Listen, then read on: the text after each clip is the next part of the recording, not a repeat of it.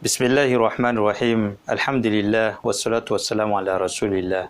Amma ba'd, assalamu alaikum wa rahmatullahi wa barakatuh. Amin'ity androany inshallah dia iresaka sujet anankiray zay fifandraisany boky masina al-Qur'an al-Karim amin'ny volana manan-kaja, volana Ramadan. Tombo Allah subhanahu wa ta'ala miteny ao anaty andian-teny masina manao hoe shahru Ramadan alladhi unzila fihi al-Qur'an hudan linnasi wa bayyinatin min al-huda wal furqan. Ny volana Ramadan no volana anankiray nampidinana an'izany boky masina al-Qur'an al-Karim ho taridalana ho an'ireo zanak'olombelona ety ambony tany no sady pirofo miariary ary ihany koa izy no entina manavaka ny mety sy ny tsy mety. Midika izany fa tao anatin'ny volana Ramadan izay volana misy antsika ankehitriny no ny andohany izany fidinana izany boky masina al-Qur'an al-Karim izany. Ka manandanja ny volana Ramadan no sady manandanja ihany koa ny boky masina al-Qur'an al-Karim. Eo indrindra no tiantsika ho resana amin'ity androany ity. Tadidio fa maro ireo volana izay nandalo teto ambony tany, 12 izy ireo izay iainantsika isan-taona. Fa amin'ny volana Ramadan tamin'ny vanim-potoana ny mpaminany sallallahu alayhi wa sallam no alefan'ny Allah subhanahu wa ta'ala Jibril alayhi salam midina ety ambony tany mampanao revision na famerenana any boky masina al-Qur'an al-Karim iray manontolo any mpaminany sallallahu alayhi wa sallam. Zany hoe isaky ny volana Ramadan de midina ety ambony tany tamin'ny vanim-potoana io i Jibril alayhi salam mampanao par cœur, mampanao revision any mpaminany sallallahu alayhi wa sallam. Ka hitantsika amin'izany i mpaminany raty eo efa izy no modely ny zanak'olombelona, izy ihany koa no lohany sy fitaratra antsika mpino Islam.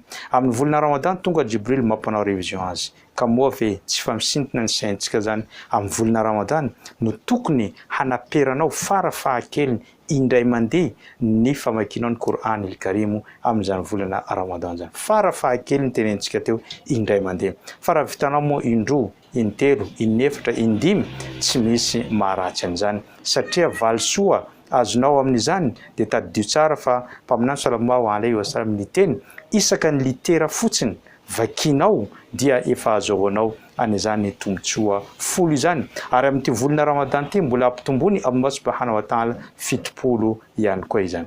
De eritrereto hoe namaky fotsiny alif lam mim io dia litera anankitelo. Litera anankitelo izany raha ampitombona 10 dia 30.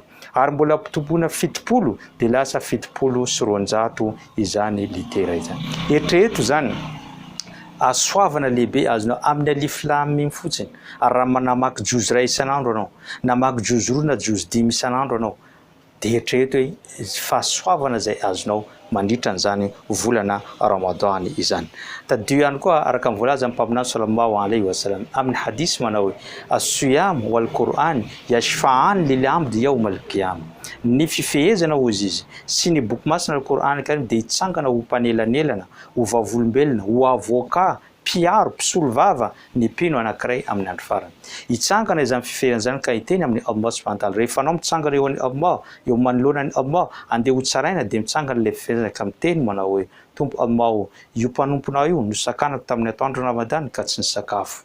Ka raiso zao ankehitriny hozy izy ho mpanelanelana sy ho pisolo vava azy. Mitsangana ihany koa ny Qur'an al-Karim ka miteny amin'ny Allah, Tompo Allah, io mpanomponao io tamin'ny aliny Ramadan de tsy navelako natory izy fa namaky an'izany Qur'an zany amin'ny alalan'ny fanaovana tahajjud, amin'ny alalan'ny fanaovana ny salatu tarawih.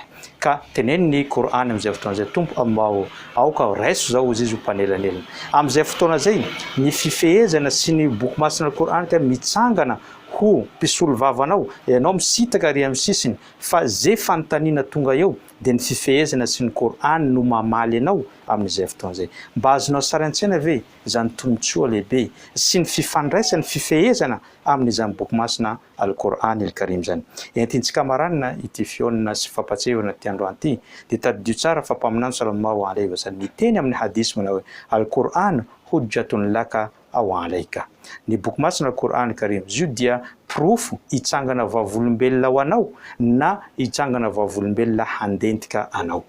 Inona mizara anankiroa izy zany? vao mitsangana vavolombelona ho anao dia eraka mivolazantsika teo izy no itsangana mpanelanelanao eo anatreny Allah amin'ny andro farany.